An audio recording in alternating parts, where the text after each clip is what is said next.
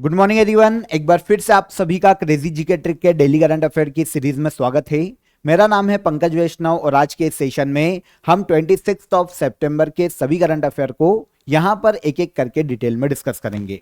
एक एक फैक्ट, एक एक क्वेश्चन को ध्यान से सुनिए। एग्जाम ओरिएंटेड है, सारे करंट अफेयर पूछे जा सकते हैं आने वाली एग्जाम में।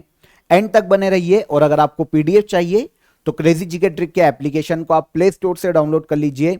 वहां पर आपको डेली करंट अफेयर का फोल्डर दिखाई देगा, उसमें आपको जिस भी डे की पीडीएफ चाहिए करंट अफेयर की वो आपको वहां पर फ्री ऑफ कॉस्ट अवेलेबल हो जाएगी।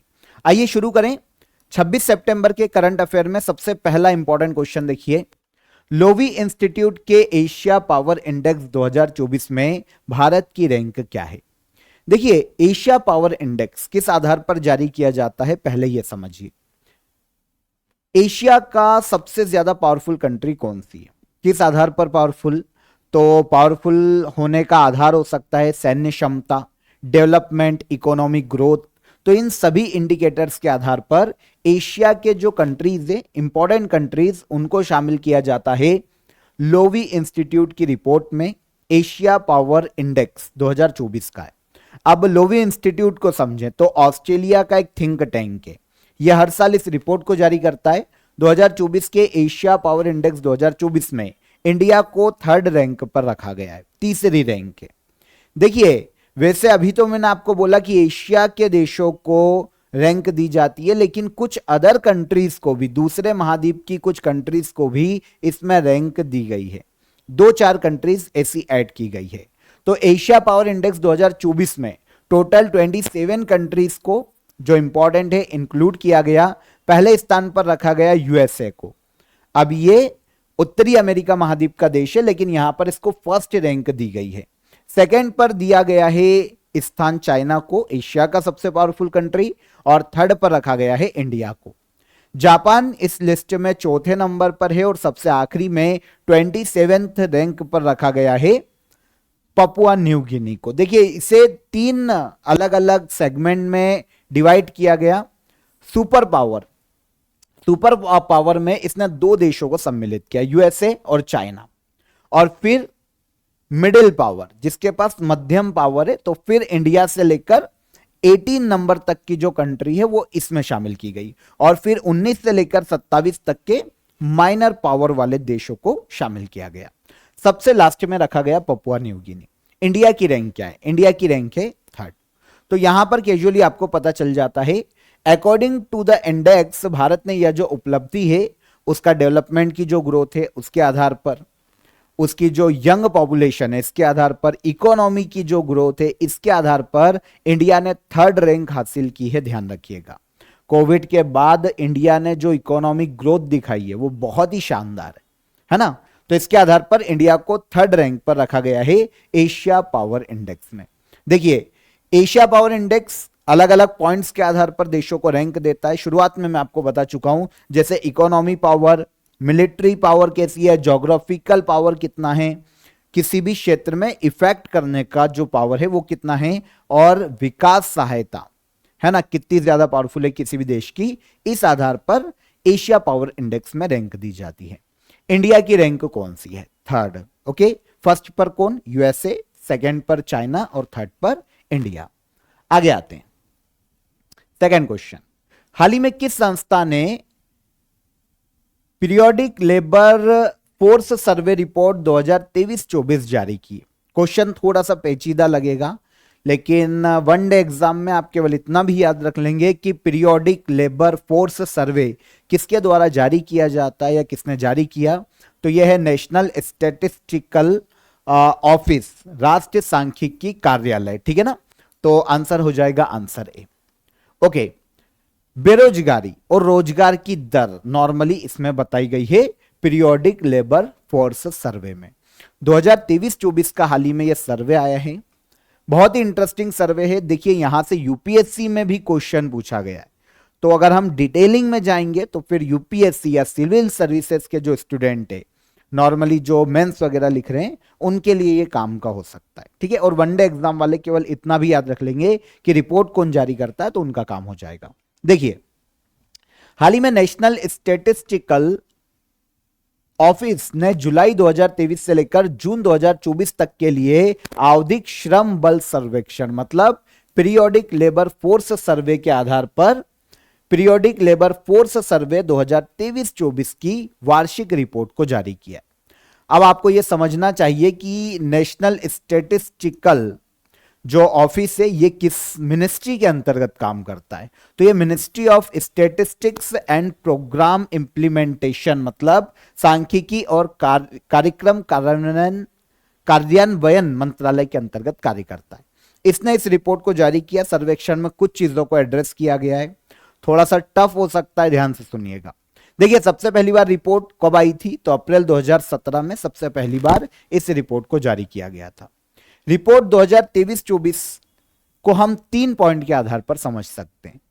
पहला, श्रम बल भागीदारी दर, इंग्लिश में देखें तो लेबर फोर्स पार्टिसिपेशन रेट, मतलब ऐसी पॉपुलेशन, देश की पॉपुलेशन में ऐसा परसेंटेज जो या तो काम कर रहा है या फिर काम करने के लिए उपलब्ध है, तो यह हो जाता है LFPR। अब आगे में अगर आपको शॉर्ट में भी बताऊं तो समझ लेना किसकी बात कर रहा हूं, लेबर फोर्स पार्टिसिपेशन रेट। फिर वर्कर पॉपुलेशन रेशो, जनसंख्या में उन व्यक्तियों का प्रतिशत जो वर्तमान में रोजगार में, यहां पर रोजगार में और रोजगार के लिए उपलब्ध दोनों पॉपुलेशन आ गई, लेकिन यहां पर इसमें केवल वो पॉपुलेशन जो रोजगार में है। फिर थर्ड, बेरोजगारी दर, आपको पता है वो जो काम कर सकती है लेकिन बेरोजगार बैठी है, उसका परसेंटेज।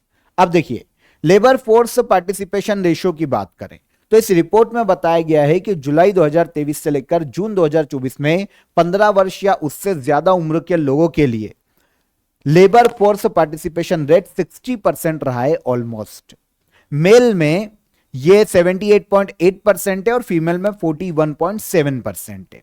ठीक है, ग्रामीण क्षेत्रों में 2017-18 में यह परसेंटेज 50.7% था, जो कि बढ़कर अब 63.7% हो गया है। मतलब वो पॉपुलेशन जो या तो काम भी कर रही है या फिर काम करने के लिए उपलब्ध है, वो परसेंटेज। फिर वर्कर पॉपुलेशन रेशो, वो पॉपुलेशन जो कि वर्क में 15 वर्ष या उससे ज्यादा उम्र के लोगों के लिए जो जुलाई 2023 से जून 2024 तक का ये जो परसेंटेज है ये 58.2% रहा है। विमेन के लिए 35.9% से बढ़कर ये 40.3% हो गया है एक साल में, जुलाई 2022 से 23 की गणना और 23 से 24 के बीच में। मतलब महिलाओं में भी जो काम कर रहे हैं उनका परसेंटेज बढ़ा है। मेल में ये 56% से बढ़कर 58.2% हो गया है। ग्रामीण क्षेत्रों में ये 2017-18 में जब पहली रिपोर्ट आई थी तब 48.1% था और अब बढ़कर ऑलमोस्ट कितना हो गया है, 62%। ठीक है, वर्कर पॉपुलेशन रेशियो वो जो काम कर रही है। अनएम्प्लॉयमेंट रेट की बात करेंगे, बेरोजगारी दर। ठीक है, तो जून 2023 जून 2024 मतलब एक साल में 15 वर्ष या उससे ज्यादा उम्र के लोगों के लिए बेरोजगारी दर 3.2% रही। मेल अनएम्प्लॉयमेंट रेट की बात करें तो ये 3.3% से घटकर 3.2% पे आया है और महिलाओं में ये बढ़ गया है 2.9% से 3.2%। महिलाओं में बेरोजगारी बढ़ी है। ठीक है, ग्रामीण क्षेत्रों में अब ग्रामीण क्षेत्रों का बहुत लंबा डेटा का डिफरेंस है, 2017 की रिपोर्ट और 2023-24 की रिपोर्ट, तो इसको छोड़ दो। बाकी बेसिक इंफॉर्मेशन को याद रखिएगा। रिपोर्ट या सर्वे किसने निकाला ये भी मैंने आपको बता दिया, मिनिस्ट्री कौन सी है ये भी क्लियर कर दिया। पीडीएफ में एक बार देख लीजिएगा, यहां से क्वेश्चन आ सकता है। आगे बढ़ने से पहले आप सभी को आज का ऑफर ऑफ द डे बता देता हूं। तो आप सभी के लिए इंडियन और वर्ल्ड ज्योग्राफी का सिविल सर्विसेज का कोर्स अवेलेबल है। स्पेशली सिविल सर्विसेज वाले ही इसे ज्वाइन करें। ठीक है, वनडे एग्जाम वाले के जो हमारे जो स्टूडेंट हैं वनडे एग्जाम वाले, उनके लिए ये नहीं है, सिविल सर्विसेज के लिए। ओके, लिंक आपको नीचे डिस्क्रिप्शन में दी गई है। रिकॉर्डेड क्लासेस मिल जाएगी, क्लास नोट्स मिल जाएंगे, टेस्ट सीरीज मिल जाएगी, आंसर राइटिंग भी आपको यहां पर आपके कोर्स के अंदर ही अवेलेबल है। ठीक है, तो आप ज्वाइन कर सकते हैं, नॉमिनल चार्जेस में से अवेल कर सकते हैं डिस्क्रिप्शन में लिंक पर क्लिक करके। कोई भी डाउट होता है तो नीचे हेल्पलाइन नंबर है, कॉल कर लीजिए, आपकी क्वेरी वहां पर सॉल्व हो जाएगी। थर्ड, चर्चा में रहा मेक इन इंडिया कार्यक्रम कब शुरू हुआ था। तो मेक इन इंडिया कार्यक्रम की बात करते हैं तो इसे शुरू किया गया था इंडिया में 25 सितंबर 2014। अभी भाई क्यों चर्चा कर रहे हैं, 10 साल पूरे हुए हैं, है ना, 10 साल पूरे हो गए इसको। मेक इन इंडिया, हर चीज को इंडिया में बनाओ, मेक इन इंडिया। जब मोदी गवर्नमेंट नहीं आई थी तब पहली जो शुरुआती इनिशिएट लिए गए थे उसमें मेक इन इंडिया था, है ना। ऐसा एक question UP SSSC forest guard की एग्जाम में आ चुका है। तो वहां पर कार्यक्रम कितने क्षेत्रों पर केंद्रित है ये पूछा गया था, तो 25 क्षेत्रों पर केंद्रित है, हमको आंसर मिलेगा अभी। तो देखिए 25 सितंबर 2024 को मेक इन इंडिया कार्यक्रम के 10 साल पूरे हो गए। ठीक है, भारत में जो मैन्युफैक्चरिंग सेक्टर है उसको बढ़ावा देना, हर चीज ऑलमोस्ट भारत में बनाई जा सके, है ना, मेक इन इंडिया का मुख्य उद्देश्य था। 10 सालों में भारत में मैन्युफैक्चरिंग सेक्टर में बड़ा बदलाव आया है इस योजना के कारण, और देश की जो इकोनॉमिक सिस्टम है उसको भी मजबूती मिली। देखिए मेक इन इंडिया, डेट पता चल गई 25 सितंबर 2014। ठीक है, इसका मुख्य उद्देश्य भारत में ग्लोबल मैन्युफैक्चरिंग हब बनाना और जो FDI है उसको बढ़ावा देना, फॉरेन डायरेक्ट इन्वेस्टमेंट को। कार्यक्रम 25 अलग अलग सेक्टर्स के डेवलपमेंट से संबंधित था, यह क्वेश्चन प्रीवियस एग्जाम में आया हुआ है। Automobile, auto components, aviation, biotechnology और बहुत सारे, तो 25 अलग अलग सेक्टर है जिनको बढ़ावा दिया गया था इंडिया में कि इनका निर्माण इंडिया में ही किया जाए।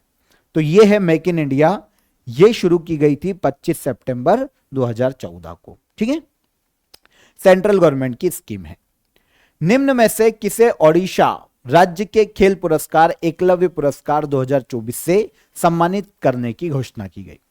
तो ओडिशा में ओडिशा का एकलव्य पुरस्कार 2024 दिया जाने वाला है इस साल, जो प्रत्यशा रे को। आंसर सी हो जाएगा। प्रत्यशा रे की बात करें तो ओडिशा राज्य से बिलोंग करती है, इसलिए एकलव्य पुरस्कार 2024 भी प्रत्यशा रे को दिया जा रहा है। ऐसा एक क्वेश्चन दिल्ली पुलिस कांस्टेबल की एग्जाम में आया हुआ है एकलव्य पुरस्कार से। ठीक है, देखिए ओडिशा की स्विमर है प्रत्यशा रे, इन्हें एकलव्य अवार्ड 2024 से सम्मानित किए जाने की घोषणा की गई। तो किस खेल से संबंधित है आपको यह भी क्लियर हो जाता है, स्विमर है। अभी सुर्खियों में इसलिए है क्योंकि फरवरी 2024 में गुवाहाटी में जो खेलो इंडिया यूनिवर्सिटी गेम्स का आयोजन किया गया था उसमें प्रत्यशा रे ने 4 गोल्ड, 1 सिल्वर और 1 ब्रॉन्ज, टोटल 6 मेडल जीते थे स्विमिंग में। ठीक है, इसलिए ओडिशा गवर्नमेंट या ओडिशा में इन्हें एकलव्य अवार्ड 2024 से सम्मानित किया जा रहा है। ओडिशा की स्विमर है प्रत्यशा रे।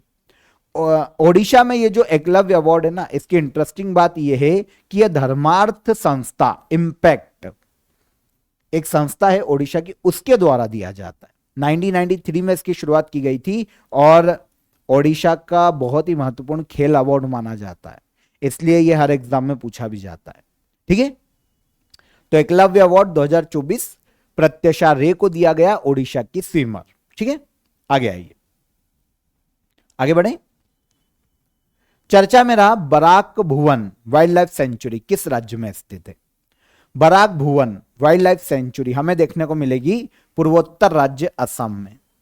आंसर भी असम में है बराक भुवन वाइल्ड लाइफ सेंचुरी। अभी सुर्खियों में क्यों? तो NGT नेशनल ग्रीन ट्रिब्यूनल जानते हैं, हेडक्वार्टर नई दिल्ली में।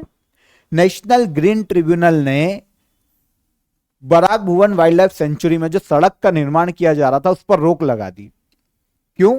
क्योंकि यहां पर जो बायोडायवर्सिटी है कहीं ना कहीं उसको इफेक्ट कर रही थी ये सड़क का निर्माण। जंगलों को इफेक्ट हो रहा था, जंगल हार्म हो रहे थे, बहुत सारा क्षेत्र डेवलपमेंट के कारण या फिर सड़क के निर्माण के कारण वहां पर जंगलों को काटना पड़ रहा था। इसीलिए नेशनल ग्रीन ट्रिब्यूनल ने बराक भुवन वाइल्ड लाइफ सेंचुरी में सड़क के निर्माण पर रोक लगा दी है तत्काल प्रभाव से। ठीक है, अब कमेंट कीजिएगा नेशनल ग्रीन ट्रिब्यूनल के वर्तमान में हेड कौन है, अध्यक्ष कौन है, बता दोगे? ठीक है, बराक भुवन वाइल्ड लाइफ सेंचुरी की हम बात करते हैं। असम में है, जिला छोड़ दो, कचेर जिले में है। वैसे बराक और सोनाई रिवर, 2 रिवर के बीच में सेंचुरी देखने को मिलती है। एक रिवर है बराक और एक है सोनाई, इसलिए इसका नाम पड़ा है बराक भुवन वाइल्ड लाइफ सेंचुरी। ठीक है ना, तो दोनों रिवर को भी स्पेशली याद रखिएगा। नॉर्थ ईस्ट की दूसरी सबसे बड़ी नदी बराक के नाम पर इसका नाम रखा गया है, बराक भुवन वाइल्ड लाइफ सेंचुरी। ठीक है ना। असम गवर्नमेंट के द्वारा 2022 में इसे वाइल्ड लाइफ सेंचुरी के रूप में अधिसूचित किया गया था। सड़क निर्माण पर रोक के कारण, एनजीटी की रोक के कारण अभी बराक भुवन वाइल्ड लाइफ सेंचुरी सुर्खियों में है, असम राज्य में स्थित है। वैसे आपको यहां पर एक इंटरेस्टिंग फैक्ट ये पता होना चाहिए कि असम राज्य में 7 वाइल्ड लाइफ सेंचुरी भी देखने को मिलती है। कौन कौन सी? तो रायमोना, मानस, औरंग, नमेरी, काजीरंगा, डिब्रू शिखोवा और दिहिंग पटकई। ये सारी जो नेशनल पार्क, जो 7 नेशनल पार्क है, ये भी हमको देखने को मिलते हैं भारत के असम राज्य में। ठीक है, 7 नेशनल पार्क है असम में। डन। 6th क्वेश्चन, क्वाड देशों ने कैंसर मूनशॉट इनिशिएटिव किस उद्देश्य से शुरू किया है? तो क्वाड देशों ने कैंसर मूनशॉट कैंपेन को शुरू किया है इंडो पैसिफिक क्षेत्र में कैंसर के बोझ को कम करने के लिए। Answer C. कौन सा कैंसर? क्वेश्चन ये भी आ सकता, सर्वाइकल कैंसर। ठीक है ना, सर्वाइकल कैंसर की बात करें तो बच्चेदानी के मुंह का कैंसर भी कहा जाता है।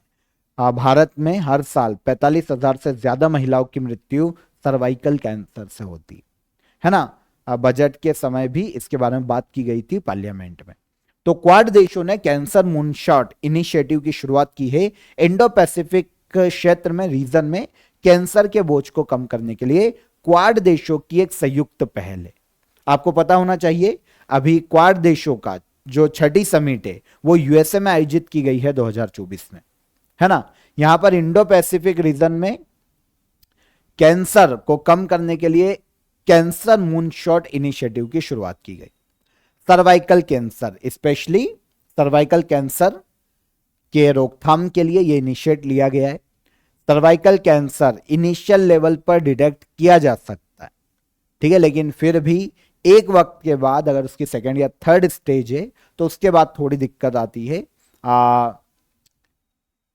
फर्स्ट देखिए 2nd और 3rd में तो डिटेक्ट हो ही जाएगा, लेकिन फर्स्ट फेज में अगर डिटेक्ट हो जाता है तो उसको ठीक किया जा सकता है, लेकिन 3rd स्टेज पे आने के बाद उसमें दिक्कत आती है। ठीक है, तो देखिए सर्वाइकल कैंसर गर्भाशय ग्रीवा में होने वाला कैंसर है, महिलाओं में स्पेशली पाया जाता है ना।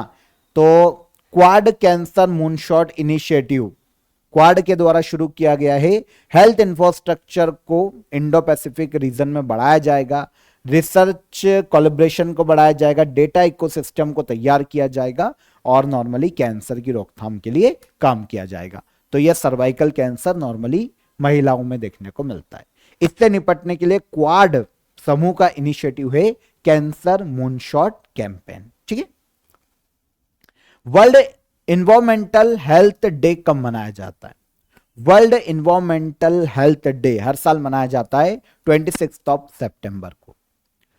हेल्थ और इन्वायरमेंट आपस में जुड़े हुए, हम जो खाते हैं, हम जो सांस लेते हैं, हमारा जो रहन सहन है, नेचर के साथ हमारा जो कोलैबोरेशन है, उसके आधार पर ही ह्यूमन या लाइफ साइकिल टिकी हुई है ना। किसी की भी, जीव जंतु हो या फिर पेड़ पौधे हो, हम हो, लाइफ साइकिल हमारी जुड़ी हुई है इन्वायरमेंट के साथ।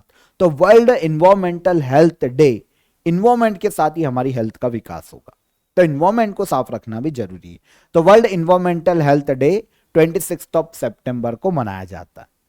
ठीक है, इसकी थीम थोड़ी बड़ी है तो हो सकता है एग्जाम में न पूछी जाए, पर एक बार हम तो देखेंगे, है ना। देखिए, environmental health, creating resilient communities through disaster risk reduction and climate change mitigation and adaptation, ये पूरी थीम है वर्ल्ड इन्वायरमेंटल हेल्थ डे की 26 सितंबर को। ठीक है, 2011 में पहली बार 26 सितंबर को वर्ल्ड इन्वायरमेंटल हेल्थ डे मनाया गया था। ऑब्जेक्टिव क्या है? इन्वायरमेंट और हेल्थ के बीच में गहरे संबंध के बारे में जागरूक करना इसका उद्देश्य है। दिल्ली में वायु प्रदूषण को कम करने के लिए दिल्ली के लेफ्टिनेंट गवर्नर द्वारा कौन सी पहल शुरू की गई? तो दिल्ली में एयर पॉल्यूशन को कम करने के लिए दिल्ली के जो लेफ्टिनेंट गवर्नर हैं, कौन है भाई? कौन है? विनय कुमार सक्सेना, है ना। इन्होंने डस्ट फ्री दिल्ली कैंपेन की शुरुआत की है, धूल मुक्त दिल्ली अभियान। ठीक है, तो दिल्ली के लेफ्टिनेंट गवर्नर आपको याद रखना चाहिए वी के सक्सेना, जिन्हें विनय कुमार सक्सेना के नाम से जाना जाता है। एयर पॉल्यूशन को कम करने के लिए डस्ट फ्री दिल्ली कैंपेन इन्होंने शुरू किया। ये जो कैंपेन है दिल्ली की एमसीडी, जो वहां का म्यूनिसिपल कॉर्पोरेशन ऑफ दिल्ली है, एमसीडी है ना, ये PWD, irrigation and flood control department और एनडीएमसी और वाटर बोर्ड, वहां की जो भी गवर्नमेंट बॉडीज है उनके द्वारा मिलकर चलाया जाएगा। इस अभियान के माध्यम से सड़कों पर जमा डस्ट को हटाने के लिए, डस्ट फ्री बनाने के लिए काम किया जाएगा, सभी के द्वारा संयुक्त रूप से मिलकर। तो dust free Delhi campaign Delhi के लेफ्टिनेंट गवर्नर वी के सक्सेना के द्वारा शुरू किया गया। किस राज्य में भारत के पहले CO2 से मेथनॉल पायलट प्लांट की आधारशिला रखी गई? तो CO2 से मेथनॉल बनाया जाएगा, मेथनॉल पायलट एक प्लांट स्थापित किया गया है, कहां पर? महाराष्ट्र में। आंसर सी, ये भारत का पहला है, ठीक है, इसलिए इंपॉर्टेंट है। हाल ही में department of science and technology ने महाराष्ट्र के पुणे में भारत के पहले CO2 से मेथनॉल पायलट प्लांट की आधारशिला रखी है, जिसकी टोटल प्रस्तावित क्षमता देखें तो ये 1.4 टन पर डे होने वाली है, ठीक है ना। देखिए प्लांट क्या ये समझिए।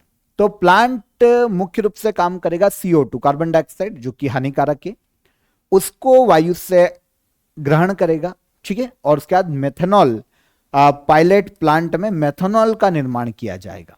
देखिए वायु में मौजूद हानिकारक जो कार्बन डाइऑक्साइड है, गैस है, उसको मेथनॉल नामक उपयोगी केमिकल में बदलना इस प्लांट को बनाए जाने का मुख्य उद्देश्य है। महाराष्ट्र के पुणे में कैसे काम करेगा? पहले इन्वायरमेंट से, इंडस्ट्रियल प्रोसेस से जो CO2 है, गैस है, उसको कैप्चर किया जाएगा। फिर केमिकल प्रोसेस के माध्यम से CO2 को यूज किया जाएगा, हाइड्रोजन गैस को, है ना, केमिकल प्रोसेस में, और फिर CO2 को कन्वर्ट कर दिया जाएगा मेथनॉल में। और फिर आपको पता है मेथनॉल का यूज फ्यूल, प्लास्टिक, केमिकल और अदर प्रोडक्ट बनाने में किया जा सकता है। तो भारत का पहला CO2 से मेथनॉल पायलट प्लांट है, कहां पर स्थापित किया जा रहा है? महाराष्ट्र के पुणे में। लास्ट क्वेश्चन आज के करंट अफेयर का, किस भारतीय जोड़ी ने हांगजू टेनिस ओपन 2024 के डबल्स का खिताब जीता है? तो हाल ही में भारतीय जोड़ी जीवन नेदुनचेझियान और विजय सुंदर प्रशांत, इन दोनों ने ही, इनकी जो टीम है संयुक्त रूप से, इन्होंने हांगजू टेनिस ओपन 2024 में मेंस डबल का खिताब अपने नाम किया। आंसर है, अब हांगजू टेनिस ओपन चीन के हांगजू में आयोजित किया जाता है। ये दोनों हमारे प्लेयर हैं, टेनिस प्लेयर। तो इंडियन टेनिस जोड़ी है जीवन नेदुनचेझियान और विजय सुंदर प्रशांत, इन्होंने हांगजू ओपन 2024 के मेंस डबल का टाइटल अपने नाम किया। फाइनल मुकाबले में इनकी जोड़ी ने जर्मनी की जोड़ी को हराकर यह खिताब जीता है। तो आंसर हो जाता है हमारा आंसर ए, ठीक है। हांगजू ओपन 2024 का खिताब किस भारतीय जोड़ी ने जीता? जीवन नेदुनचेझियान और विजय सुंदर प्रशांत। डन। तो यहां पर 26 सितंबर के सभी करंट अफेयर हो गए, डिटेल में हमने समझे। अब हम आ जाते हैं लास्ट डे के करंट अफेयर को रिवाइज करते हैं, ठीक है, एमसीक्यूज फॉर्म में आंसर ले लेते हैं। जस्टिस MS रामचंद्र राव किस राज्य के हाईकोर्ट के चीफ जस्टिस नियुक्त किए गए? तो रामचंद्र राव की बात करें, MS रामचंद्र राव, तो ये झारखंड राज्य के हाईकोर्ट के चीफ जस्टिस हाल ही में नियुक्त किए गए, ठीक है। नारकोटिक्स कंट्रोल ब्यूरो का महानिदेशक किसे नियुक्त किया गया? नारकोटिक्स कंट्रोल ब्यूरो के नए महानिदेशक बने हैं अनुराग गर्ग। निम्न में से किसने भारत की ओर से United nation summit of the future 2024 को संबोधित किया है? तो यह संबोधित किया है किसने? भारत के प्राइम मिनिस्टर नरेंद्र मोदी ने, ठीक है। ओके, आगे आइए। सितंबर 2024 में किसे ब्रिटेन की संसद हाउस ऑफ लॉर्ड्स में ग्लोबल प्रेस्टीज अवार्ड सम्मान से सम्मानित किया गया? तो यह कौन है? विनोद बच्चन, डायरेक्टर है, फिल्म डायरेक्टर। महाराष्ट्र के पुणे में पुणे इंटरनेशनल एयरपोर्ट का नाम बदलकर क्या किया जाने वाला है? तो पुणे इंटरनेशनल एयरपोर्ट का नाम बदलकर किया जाएगा जगत गुरु संत तुकाराम महाराज इंटरनेशनल एयरपोर्ट। सी, भारत हर साल किस दिन अंत्योदय दिवस मनाता है? तो 25 सितंबर को। एरोनॉटिकल डेवलपमेंट एजेंसी का महानिदेशक किसे नियुक्त किया गया? तो ये जितेंद्र जे जाधव को नियुक्त किया गया है। ठीक है। 25th आईफा अवार्ड समारोह का आयोजन किस स्थान पर किया जाएगा? तो 25वें आईफा अवार्ड समारोह का आयोजन किया जाएगा कहां पर? राजस्थान के जयपुर में। सितंबर 2024 में श्रीलंका का प्रधानमंत्री किसे नियुक्त किया गया? हरिनी अमर सूर्या। और लास्ट है, निम्नलिखित में से किसके द्वारा 41th Indian coast guard commander सम्मेलन का उद्घाटन किया गया? तो यह उद्घाटन किया गया है किसके द्वारा भाई? तो यह किया गया है राजनाथ सिंह, है ना, हमारे जो रक्षा मंत्री है उनके द्वारा। ठीक है, तो ये सारे आंसर मिल गए हमको। लास्ट डे के क्वेश्चन के आंसर देख लेते हैं, क्वेश्चन ऑफ द डे के, ध्यान से देखिए। संविधान के किस आर्टिकल में राष्ट्रपति की क्षमादान की शक्तियों का उल्लेख किया गया है? तो यह है आर्टिकल 72। इंटरनेशनल हॉकी फेडरेशन के अध्यक्ष कौन है? तो तैयब इकराम इंटरनेशनल हॉकी फेडरेशन के वर्तमान में अध्यक्ष है। इनके पहले नरिंदर बत्रा थे इंडिया के। पोर्ट ब्लेयर का नाम बदलकर क्या किया गया है? तो पोर्ट ब्लेयर का नाम बदलकर किया गया है हाल ही में श्री विजयपुरम। ठीक है, पोर्ट ब्लेयर अंडमान निकोबार की कैपिटल। ठीक है, चलिए आज के question of the day. Junagadh रियासत भारत के किस राज्य में स्थित है ना, जिसका भारत में विलय किया गया था? कहां पर देखने को मिलेगी, किस राज्य में? गुड गवर्नेंस डे किस दिन मनाया जाता है? और राजा राम मोहन राय ने किस समाज की स्थापना की थी?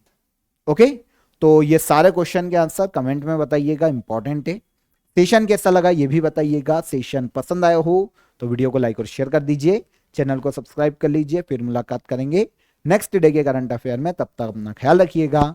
जय हिंद, जय भारत।